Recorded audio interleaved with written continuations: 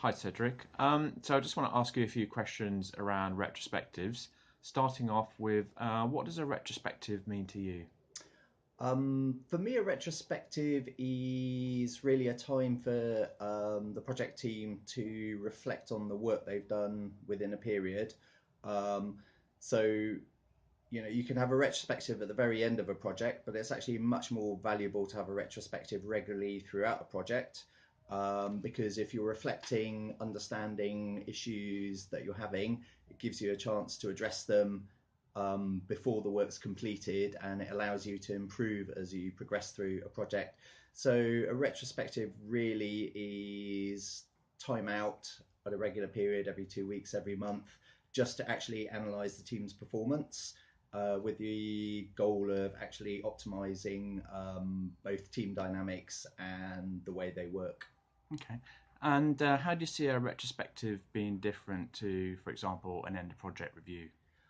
Um, I think you can have a retrospective at the end of a project as well, but I see there being a difference between a review and a retrospective in terms of a review really looks at the performance of the project as a whole.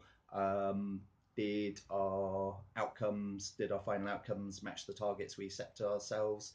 Did we reach our objectives?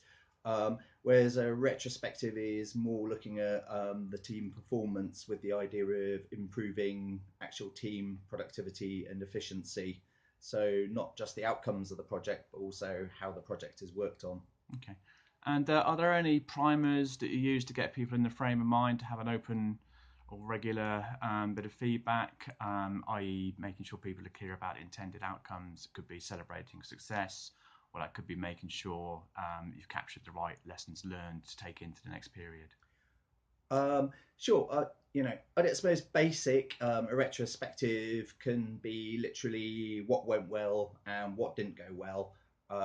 So you can get the team to brainstorm what they thought they did that went particularly well over the last 2 weeks, with the view to acknowledging that and seeing how that can be applied in the future, and also what didn't go well, with the view to coming up with a list of action points about what can be done as soon as possible to maybe improve capability, tools. You need to do a bit of research, or just bring some group dynamics out. You can go into more detail. Sometimes there is, on project teams, you can find that group dynamics become a bit tense or slightly dysfunctional. You may find some people aren't engaging. Um, and a retrospective, if you create, you need to create, first of all, a very safe environment where it's acknowledged that people are being open, but it's not an accusing atmosphere. The goal is to solve problems and improve. And to do that, one needs to be honest sometimes. And I think in that situation, um, there are several activities which may be just getting people to identify some things that they think the team does well, some things they think the team does badly, or who could improve. There are various techniques. So here's a book that I find exceptionally useful. Just has very simple one-page activities which allow you different techniques for. Um,